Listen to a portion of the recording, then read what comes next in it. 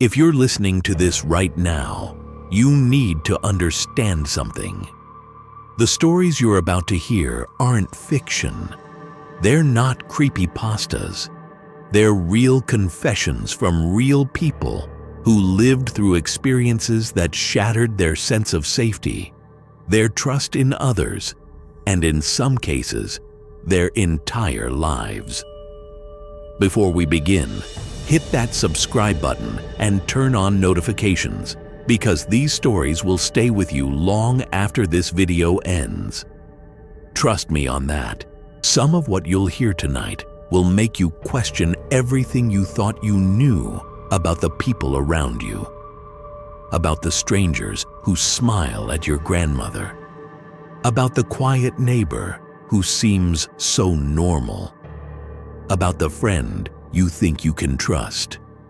And if you've ever felt that cold sensation crawling up your spine when something just doesn't feel right, you'll understand exactly what these people went through.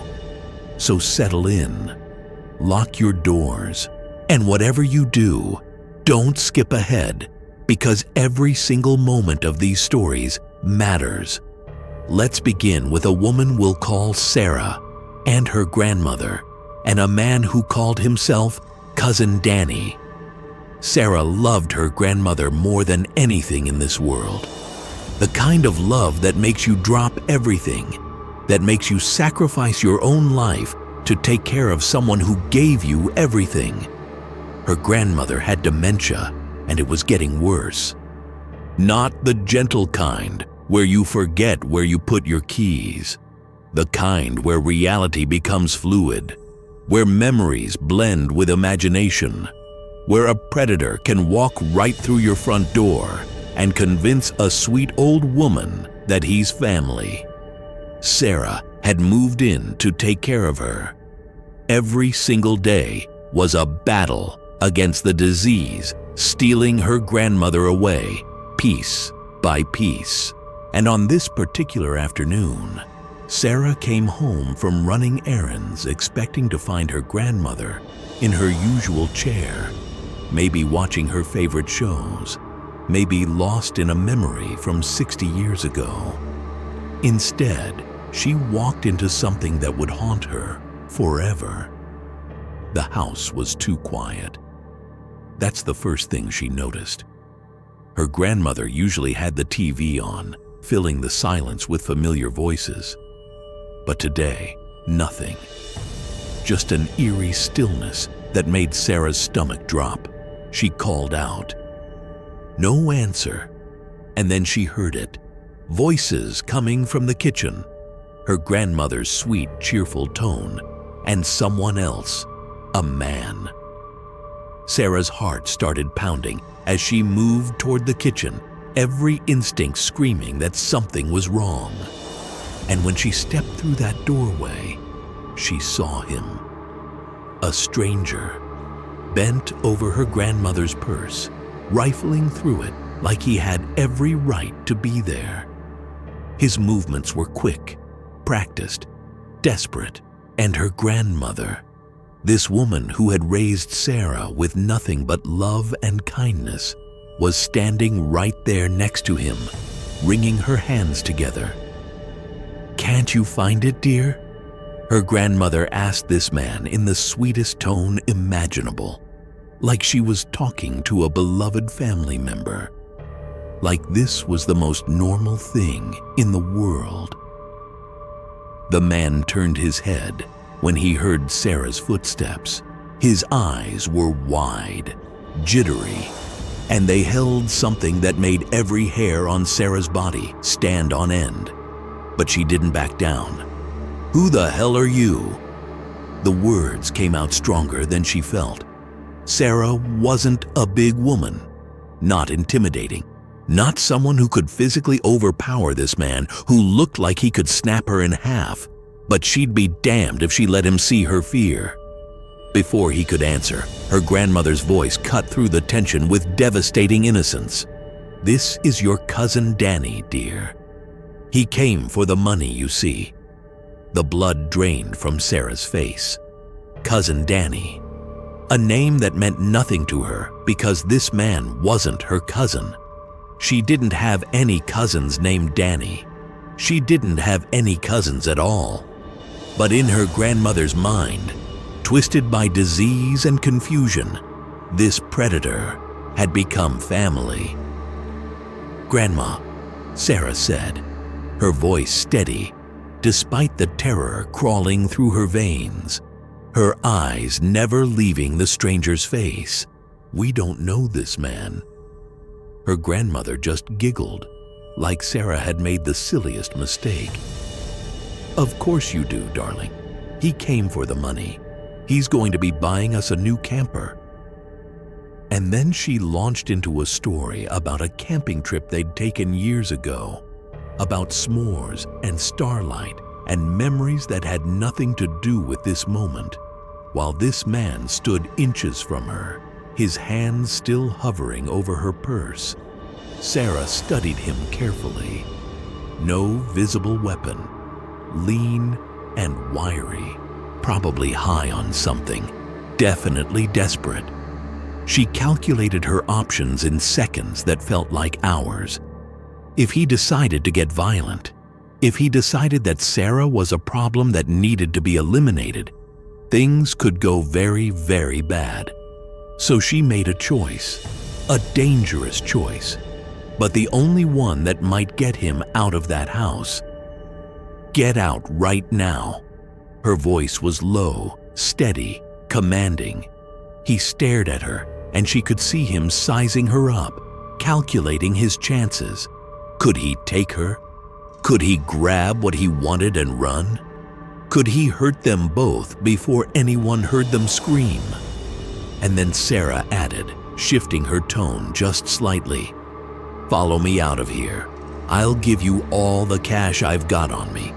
But you're walking out of here right now." The hesitation was brutal. Time seemed to stop as this man decided whether to accept the offer or do something that would end very differently. And then finally, he nodded. Without a word, he shuffled past Sarah toward the front door.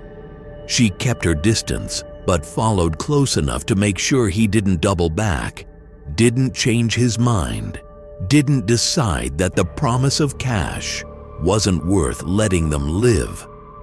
The second he stepped over the threshold, Sarah slammed that door shut, locked it, and leaned against it with her heart pounding so hard she thought her ribs might crack. She waited, expecting him to come back, to bang on the door, to try to kick it down. But he didn't. He just left. Maybe because he'd been caught. Maybe because someone might see him now. Maybe because some part of his broken mind knew he'd pushed his luck far enough. Whatever the reason, he was gone. And here's where I need you to do something for me. If you're getting value from these stories, if you're feeling that adrenaline, that fear, that horrified fascination, hit that like button right now. It helps more people find these true stories, and it lets me know you want more content like this. Now let's get back to Sarah, because her nightmare wasn't over.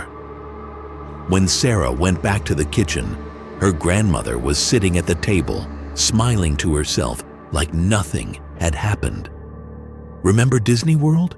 she asked, drifting seamlessly into another story, completely oblivious to the danger she'd just been in. And that's when Sarah checked. Her grandmother's purse, empty of the small pill organizer she always kept. All of her medication for the week, just gone. In the bathroom, the little hook where her grandmother hung her wedding ring every night, bare. That ring had survived decades of marriage, of life, of love, and now it was just gone, stolen by a man her grandmother thought was family. Sarah didn't need to imagine what might have happened if she hadn't come home when she did. He could have taken so much more than jewelry and pills. Her grandmother, with her failing memory and her infinite trust, could have been persuaded to leave with him. could have been led outside, into a car, into a situation that would have ended in ways Sarah couldn't let herself think about. That was the moment Sarah realized the truth she'd been avoiding. She couldn't do this alone anymore. No matter how much she loved her grandmother, no matter how much she wanted to protect her, if someone could get into the house that easily, trick her that completely, what was to stop it from happening again? Next time, Sarah might not be there. So she made the hardest decision of her life. She moved her grandmother into a nursing home. It tore her apart, but she knew it was for her safety. The staff adored her grandmother immediately. Even in her later stages, she had that magnetic sweetness that made people fall in love with her. Sarah visited as often as she could, and her grandmother always lit up when she saw her. Though sometimes she thought Sarah was her sister, sometimes her mother, sometimes just a kind stranger stopping by. And every now and then, her grandmother would bring up Cousin Danny and the camper. She'd smile about it, like she was remembering a dream, retelling the story as though it were a cherished family memory. Each time, Sarah would just play along, nodding and smiling, never correcting her. It was easier that way. But every single time her grandmother mentioned him, Sarah felt that same chill run down her spine, because the reality was brutal and inescapable. They never had a cousin Danny, and the man her grandmother remembered so fondly wasn't a relative. He was a predator who saw an easy target in a trusting old woman. Sarah tries not to dwell on what could have happened, but sometimes, late at night, she can't help it. Now I need to tell you about a mother we'll call Rebecca. And before I do, I need to warn you, this story is going to be hard to hear. It involves a child, it involves violence, and it involves choices that will make you angry, confused, and heartbroken. But it needs to be told because Rebecca is living with consequences that will haunt her for the rest of her life. And maybe, just maybe, her story will save someone else. Rebecca met Matt when she was young. He was charming, funny, attentive in all the ways that made her feel special. They got married. They had 2 beautiful daughters. Molly came first, and then Janie. Perfect, healthy, happy babies. Life seemed good. Matt was a devoted father. He played with the girls. He made them laugh. He seemed to love them with his whole heart. And Rebecca had no reason to think anything was wrong until the day everything shattered. Janie was just a baby, maybe 6 months old. Rebecca can't remember exactly, and that uncertainty haunts her. She'd stepped out for just a moment, a quick errand. Matt was home with the girls.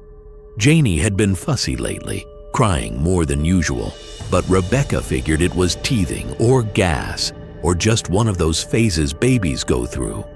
When she came home, Matt was frantic. Janie wasn't breathing right, he said. Something was wrong. They rushed to the hospital, and what the doctors found made Rebecca's blood run cold. Janie wasn't just sick, she'd been hurt. Badly.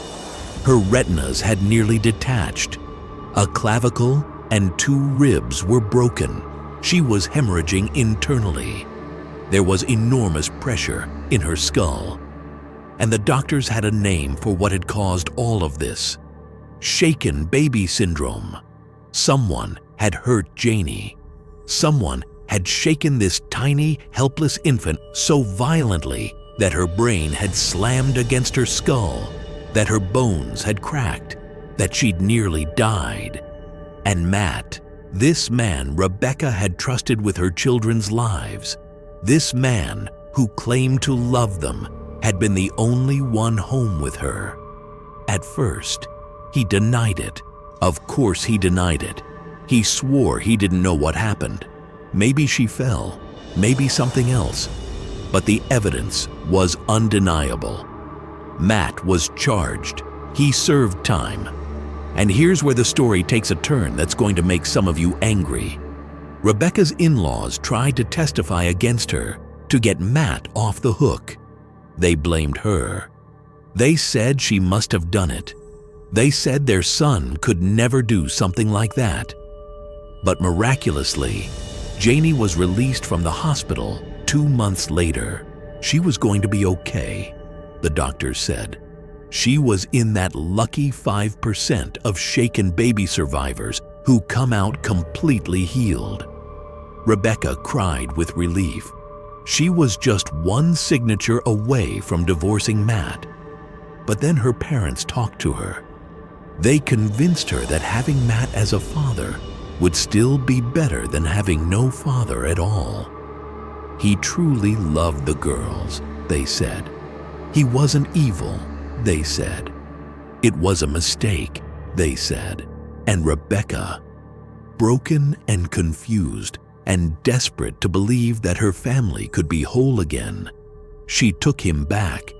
Some of you are screaming at your screens right now. Some of you are calling her every name you can think of. And Rebecca says those same things to herself every single day. But here's what you need to understand. She believed the doctors. She believed Janie would be fine. She believed Matt when he said he was sorry, even though he could never quite look her in the eye when he said it. And for years, it seemed like maybe, just maybe, they'd gotten their miracle. Janie grew up beautiful, smart, kind, respectful. She seemed fine until her teenage years, until the day Rebecca walked into Janie's room and saw her daughter seizing so violently it looked like she was dying. The scar tissue in Janie's brain, the doctors explained, the old damage from when she was a baby. It had left her epileptic, and every single seizure Janie had, every time Rebecca watched her daughter's body convulse, every time she held her afterward and felt her shake, Rebecca's hate for Matt renewed itself.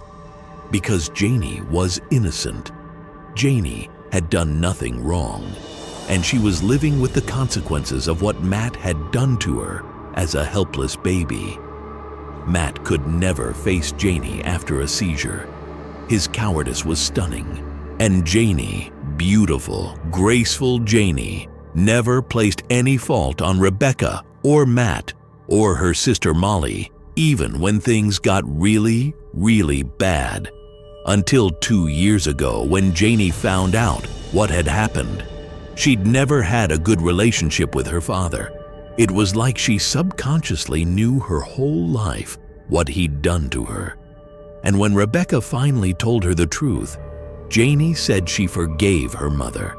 She tried to speak to Matt, but he couldn't even look her in the eye. Janie called him a coward, and then she cut them both off. She found full-time work somewhere, changed her phone number, sold the car they'd given her, and sent them the money back, which broke Rebecca's heart. Changed banks, got off their health insurance, which meant her epilepsy medications would cost a fortune now. Refused to tell them her new address. The only connection left is through Molly, her sister, and even that's painful for everyone involved. Before we continue, I need you to do something. If you're not subscribed yet, subscribe right now. These stories need to be heard, and your subscription helps make that possible. Hit that notification bell too, because you don't want to miss what's coming next. Believe me, these stories only get more intense from here. Rebecca says she goes to church now for the first time since childhood. She prays that Janie will call her one day. She tortures herself by looking through baby pictures, remembering when Janie was small and perfect and whole. And her biggest regret isn't giving up her master's degree like she once thought. Her biggest regret is failing to protect her baby girl, her lovely, beautiful Janie, and she lives with that regret every single day, knowing that her choices led to this, knowing that she chose Matt over her daughter's safety, knowing that Janie is out there somewhere, alone, probably still struggling with seizures and wanting nothing to do with the people who should have protected her. Some of you are judging Rebecca right now, and she knows it. She judges herself harder than you ever could, but she wants you to understand something. She made her choice based on love, misguided love. Yes, foolish love, absolutely, but love nonetheless.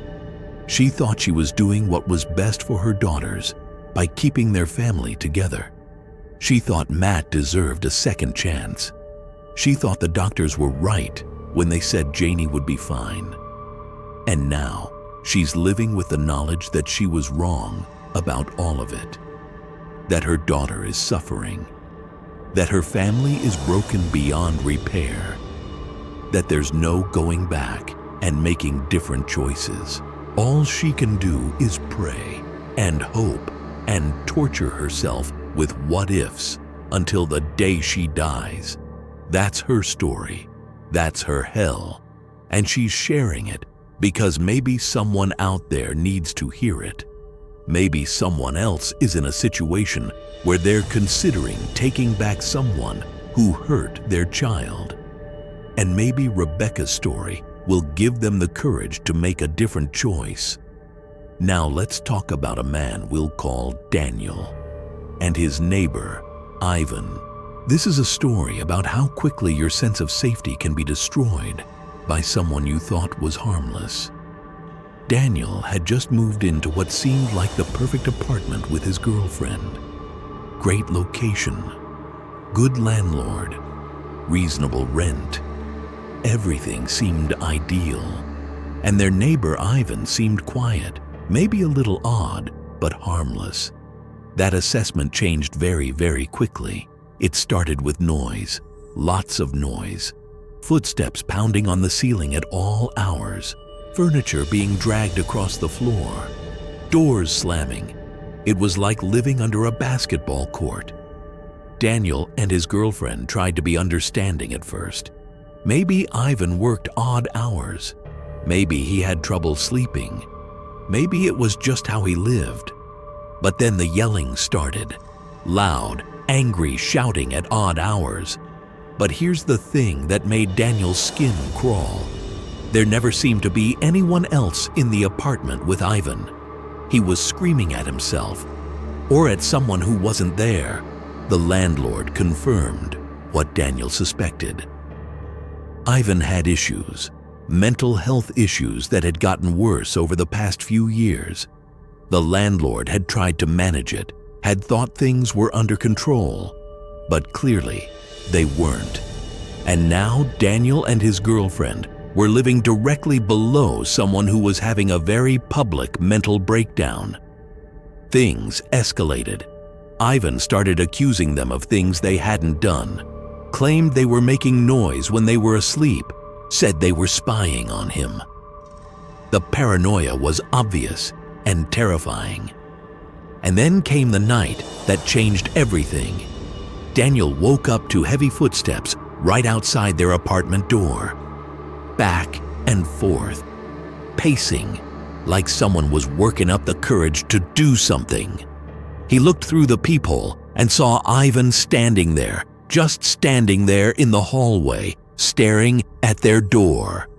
The police were called multiple times, but without Ivan doing something overtly threatening, without him actually breaking in or making specific threats, there wasn't much they could do. Until finally, after weeks of escalating behavior, they had enough for a warrant. When the police took Ivan away, Daniel and his girlfriend watched from their apartment, packing their things, knowing they'd never spend another night in that perfect apartment they'd been so excited about. Because once your sense of safety is shattered like that, once you've lived in fear of the person above you, you can never get it back.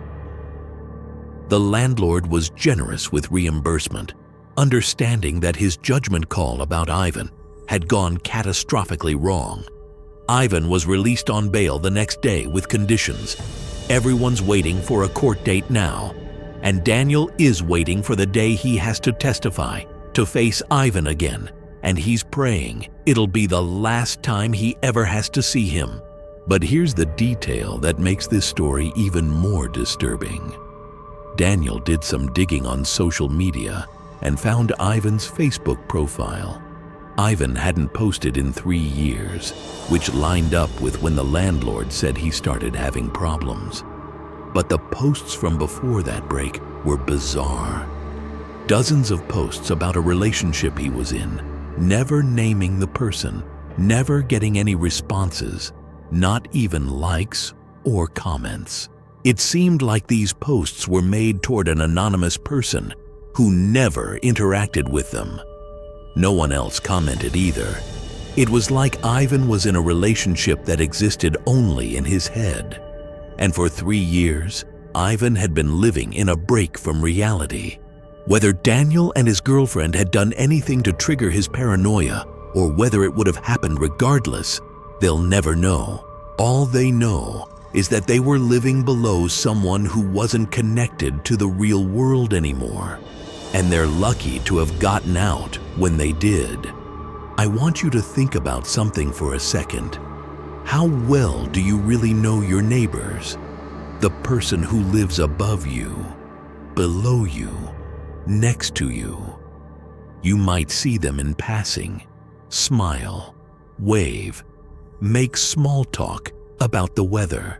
But do you really know what's going on in their lives? In their heads? These stories remind us that sometimes the most dangerous people are the ones who seem the most normal until they're not normal anymore. And by then, it might be too late. If you're enjoying this content and you want more stories like this, smash that like button right now. It genuinely helps, and it tells me you want to hear more real stories from people who've lived through the unimaginable. Let's keep going. Now, I need to tell you about a woman named Kat and a man named John.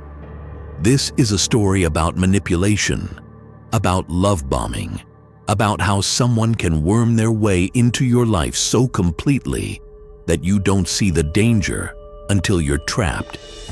Kat had just gone through a bad breakup, the kind that makes you feel worthless and desperate for validation. And that's exactly when John found her on Tinder. He was perfect, smart, funny, shared her interests. They talked for hours. He seemed genuinely interested in everything about her. He made her feel special in a way her ex never had. It moved fast, maybe too fast, but Kat was riding high on the attention. Within weeks, they were inseparable.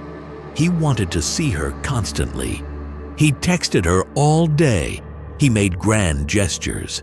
Everything seemed like a fairy tale. Except fairy tales don't usually involve meeting someone's mother on the second date.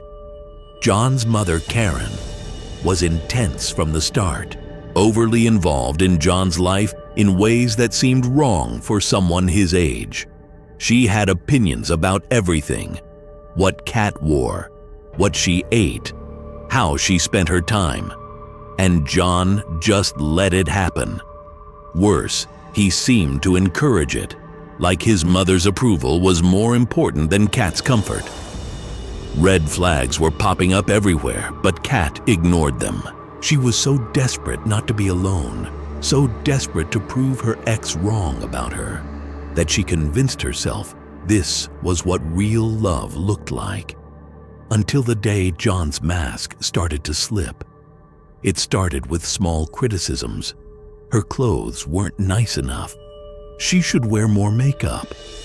Why didn't she smile more? Then came the control. Who was she texting? Where was she going? Why was she talking to that person?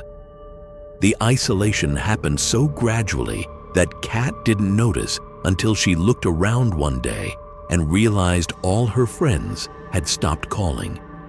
She'd canceled plans so many times to be with John that they'd given up on her. And Karen, John's mother, was always there, always watching, always commenting, always making Kat feel like she wasn't good enough for her precious son. The psychological manipulation was masterful. John would tear Kat down, make her feel worthless, make her think she was lucky he even wanted her. And then he'd build her back up with grand gestures and promises, making her feel like she couldn't live without him. It's called trauma bonding, and it's devastatingly effective. The breaking point came when John showed up at Kat's apartment unannounced in the middle of the night, drunk and angry about something she hadn't done. He screamed at her, accused her of cheating, called her names that made her feel like she was nothing. And when she tried to defend herself, he grabbed her. Not hard enough to leave a bruise, not hard enough to call it assault, but hard enough to terrify her. That was the moment Kat realized she was in danger, real danger, and she had to get out. Breaking up with John was one of the hardest things Kat ever did because he didn't accept it. He showed up at her apartment, texted her hundreds of times, called from different numbers when she blocked him, got his mother involved, who called Kat horrible things and blamed her for breaking her son's heart. It took months for them to finally leave her alone. And Kat is still dealing with the trauma, still second-guessing herself, still wondering how she let someone manipulate her so completely. Her story is a reminder that abusive relationships don't always start with violence. Sometimes they start with someone who seems perfect, who love bombs you, who makes you feel special until you're so emotionally dependent on them that you can't see the chains until they're already locked. If you're in a situation like this, if someone in your life is making you feel crazy, if you're isolated from everyone who cares about you, that's not love. That's control. And you need to get out before it gets worse. Because it always gets worse. We're going to shift gears now to a story that's going to hit different. This is about a man we'll call Chris and his adopted son, Perry. And it ends in a way that's going to devastate you. So take a breath, because this one is brutal. Chris was a counselor who worked with troubled youth. He dedicated his life to helping kids who'd fallen through the cracks, who'd been failed by the system, who needed someone to believe in them. When he met Perry, a teenager in foster care with a rough past, Chris saw potential. He saw a kid who just needed stability and love. So he took Perry in, adopted him, gave him a home and a future. Perry seemed to thrive. He graduated high school. He had a girlfriend we'll call Amy. He worked a part-time job. He lived with Chris and their pug Murphy. On the surface, everything looked fine. But Perry had demons. He'd told Amy about his suicidal thoughts, and she'd told Chris, who did everything he could to get Perry help. Therapy, medication, support. Chris loved Perry like his own son, would have done anything for him. And that love, that devotion, that unwavering belief in Perry's goodness ended up being Chris's downfall, because one day Perry killed him, brutally, violently, in their own home. And then Perry stuffed Chris's body into their freezer and went to hang out with friends like nothing had happened. He played video games, told jokes, acted completely normal, while the man who'd given him everything was decomposing in a freezer. It took days for anyone to find Chris's body, and when they did, the details were so horrifying that people who'd known Perry their entire lives couldn't reconcile the smiling kid they knew with the monster who could do something like that. Perry tried to plead insanity, but he was deemed competent. He pleaded guilty and got 30 years to life. But the question everyone's still asking is why? Why did Perry kill the man who loved him? The man who'd saved him? The man who dedicated his life to helping people like him? There's no satisfying answer. Mental illness, psychopathy, something broken inside Perry that no amount of love could fix. Chris spent his life advocating for kids like Perry, and one of those kids took his life. The center where Chris worked is named after him now. So is the street it sits on. But those honors feel hollow compared to the loss. Amy, who dated Perry, who'd spent time in their house, who'd known Chris and loved him like a father figure, is still processing the trauma, still wondering if there were signs she missed, still feeling guilty for not seeing the danger lurking in someone she thought she knew. This story doesn't have a lesson. It doesn't have a moral. It's just a tragedy, a good man destroyed by someone he tried to save. And it's a stark reminder that sometimes, no matter how much love you give, no matter how hard you try, some people can't be saved. Before we move on, I want to ask you something. Have you been commenting? Have you been sharing your own experiences? Because that's what makes this community so powerful. The stories, yes, but also the conversations they spark. So drop a comment right now. Tell me which story has affected you the most. Tell me if you've experienced something similar. Let's build a community where these stories matter and where people feel heard. Now let me tell you about a physical therapist we'll call Lisa and her patient Lynn. This story is about how quickly a normal day can turn into a nightmare. Lisa visited elderly patients in their homes to provide physical therapy. She'd been seeing Lynn, an 82-year-old woman, every week for about 3 months. Sweet woman, no issues. Everything seemed routine.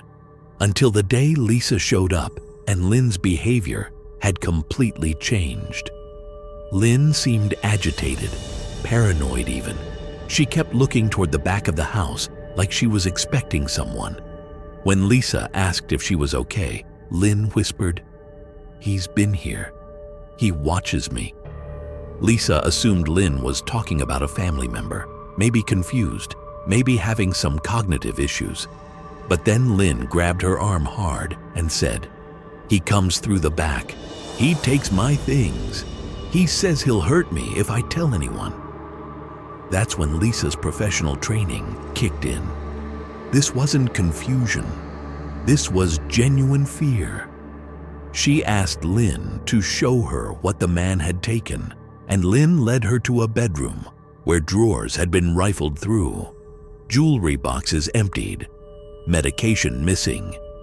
Someone was definitely coming into Lynn's house.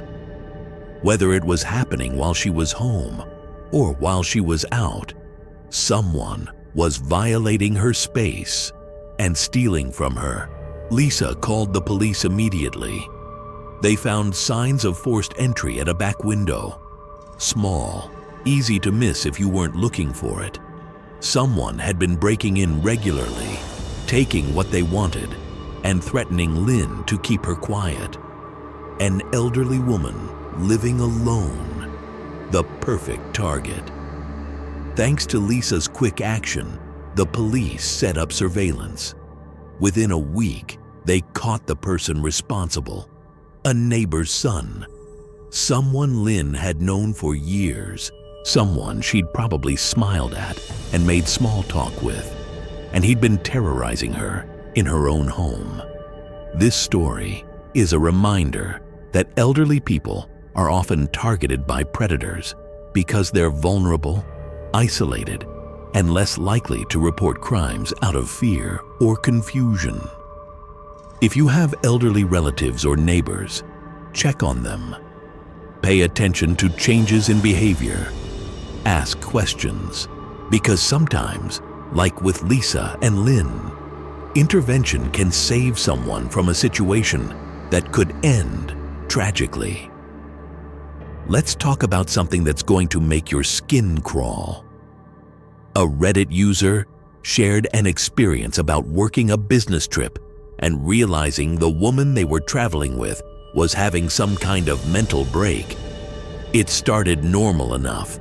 Colleagues on a work trip, staying in the same hotel, grabbing dinner together.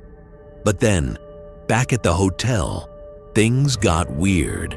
The woman started talking about things that didn't make sense. Her stories contradicted each other. Her mood shifted from friendly to unsettling in seconds. She kept staring at this Redditor with an intensity that felt wrong, invasive, like she was looking through them instead of at them.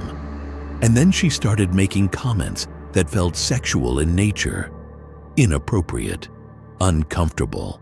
The Redditor tried to politely excuse themselves, but the woman followed them into the hallway, still talking, still staring, still creating this atmosphere of wrongness.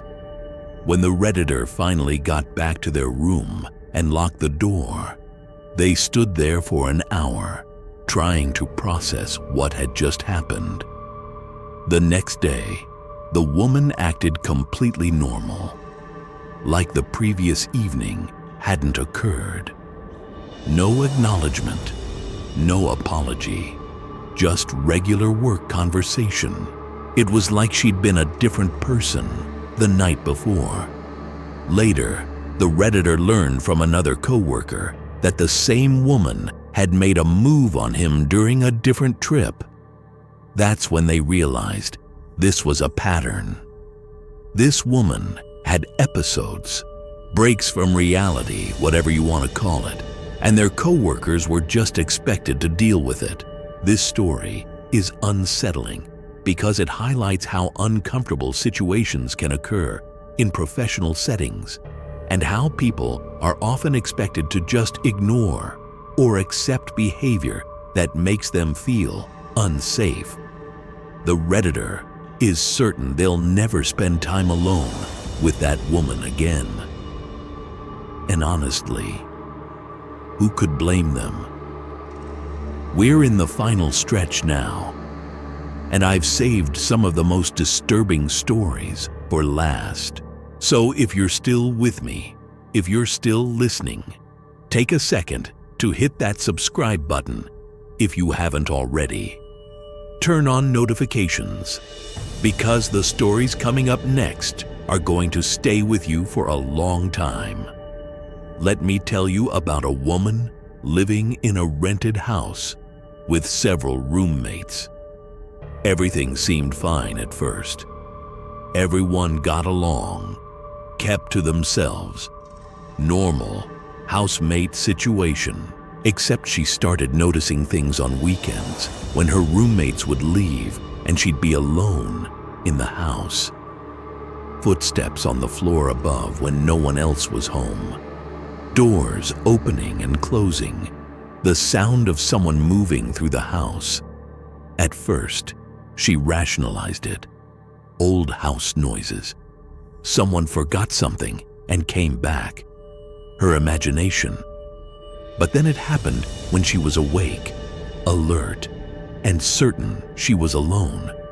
She'd hear footsteps in the basement, go to check, and find no one there. She'd hear someone on the stairs, see a shadow move, but when she investigated, the house was empty. She posted about it on the house Facebook page, asking her roommates to let her know when they'd be home. They thought she was joking. They laughed it off, made jokes about ghosts. But she wasn't joking. One weekend, When all her roommates confirmed they wouldn't be home, she was on the phone with her boyfriend when she heard those same footsteps upstairs. She told him she was going to check.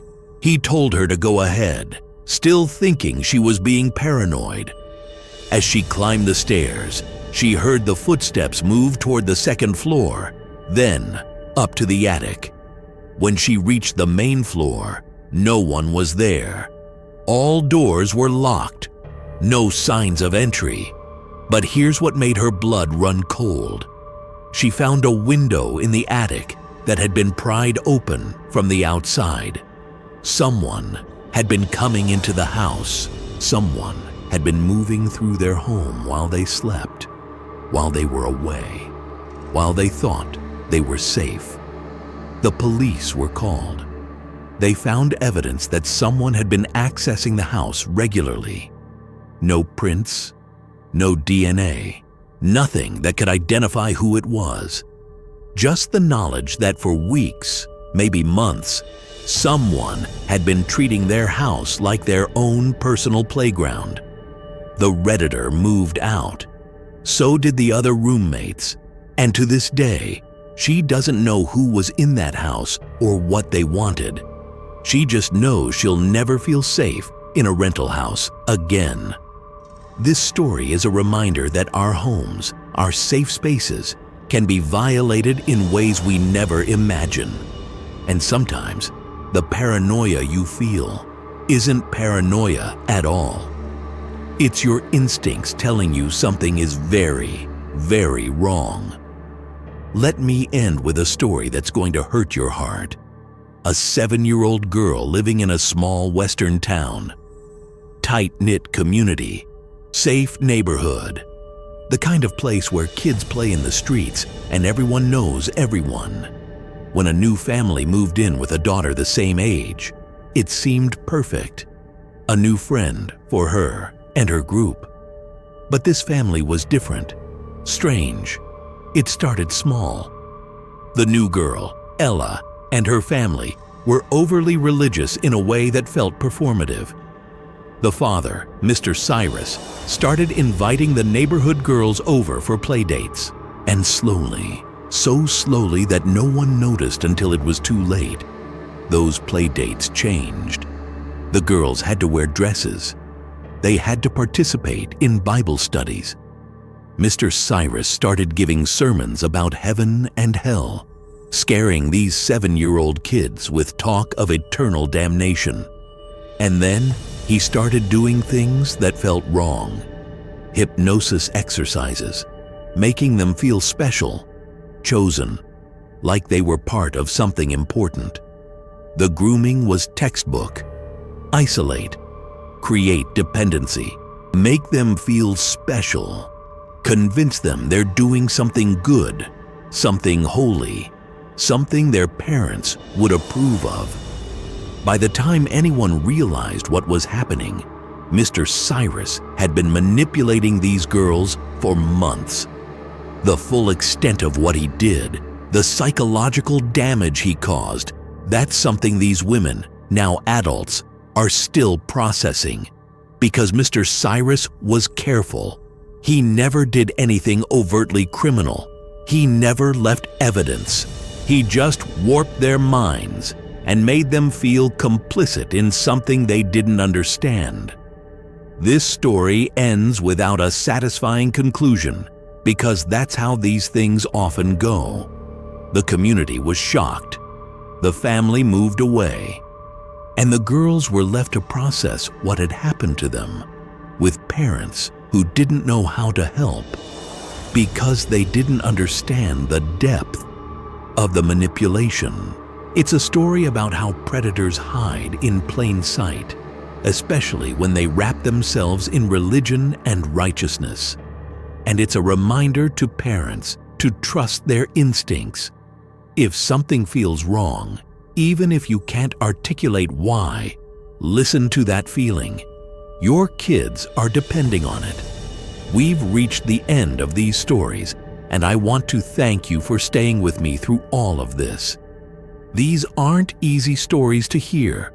They're not comfortable. They're not fun, but they're real and they matter. If you've made it this far, do me a favor. Hit that like button. Subscribe if you haven't already. Drop a comment telling me which story affected you the most. Share this video with someone who needs to hear these stories. Because the more we talk about these experiences, the more we share them, the more power we take away from the people who want to keep them hidden. These stories remind us that the world can be dangerous, that the people we trust can betray us, that our safe spaces can be violated, that sometimes, no matter how careful we are, bad things happen. But they also remind us that survivors exist, that people live through these experiences and come out the other side, that sharing these stories helps others recognize danger, and that we're all in this together, trying to navigate a world that can be beautiful and terrifying in equal measure. If you're dealing with something similar to any of these stories, please reach out to someone, a friend, a family member, a therapist, the police, whoever you need. Don't suffer in silence. Don't let fear keep you trapped, because your story matters too. And there are people who want to help. Stay safe out there. Trust your instincts. And remember, the most dangerous people are often the ones who seem the most normal until they're not. I'll see you in the next video.